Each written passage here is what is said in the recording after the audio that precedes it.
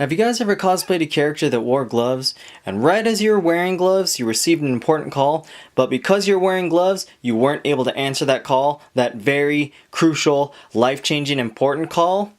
Yes, well I have. Well, I'm here to end that and put a stop to your heartaches with a couple of tips to make your gloves a method of madness and control when you're talking on the phone. And I'll do that by creating gloves that will be specialized and fully accessible to your phone using your thumbs.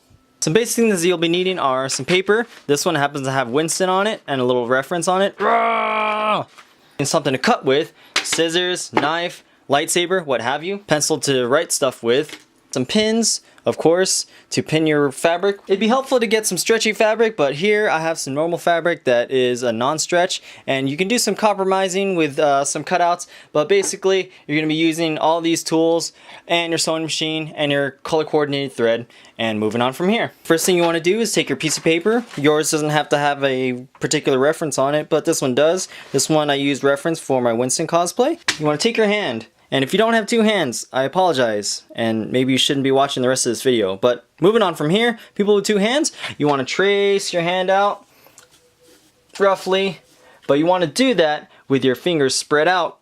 Don't do them clumped up, because you'll make mittens. So make them spread out. Oh, trace them, trace, trace, trace, trace, trace, trace. Make sure they're spread out. Next, with your piece of paper and a hand drawn it, you want to take your cutting device, scissors, knife, and you want to do this. Ow! Freaking stabbed my hand so many times. Don't do that. I was just kidding. You could use scissors if you wanted to, but if you want to be adventurous, you could use your knife. And basically you want to turn this into this, also this. You're going to take these and do this, because it's jazz hands. And this, because you always want to make sure you're having a good time and have jazz hands and a song in your heart. Take your fabric and just lay it out, and you make sure that you trace it out. Again, with your pencil. Eventually you want to end up with fabrics cut out similar to this. Let's get an aerial shot. Waka waka waka waka waka waka waka waka. I paid extra to get this drone thing going for you guys. Hope you appreciate it. Now you're going to notice a slight difference between this thumb and also this thumb. This one's a little bit closer to the actual size of my thumb, and this one's going to be elongated. The reason why I'm going to have it elongated is because you want to have it fold over and have it be a flap. The flap right here is going to allow you access to fold open and have your thumb peek out. Some things you might notice are with these different parts, they're going to be a front side and also a back side. Once things are all pinned down around the edges, what you want to do is take the extension that stuck out a little bit and fold it over so you can sew that shut, and then you'll leave this open, and eventually you'll sew it up right here, and then you'll fold it this way to overlap, and then that way you'll leave this portion open for your finger to slip on through. This is the first draft of sewing the left hand glove, and the thing you'll notice is the bunching that happens in between the fingers.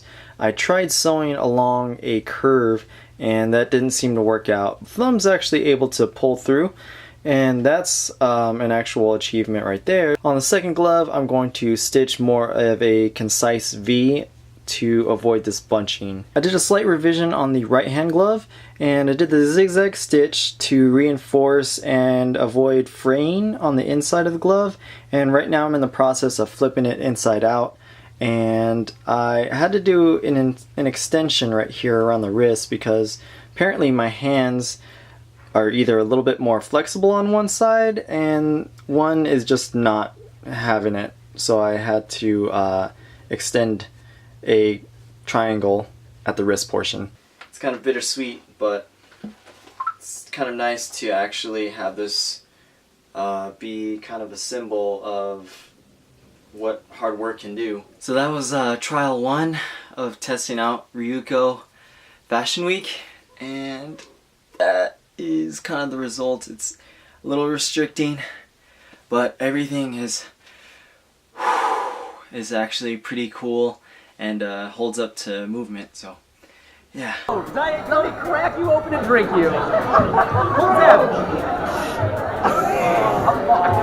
that?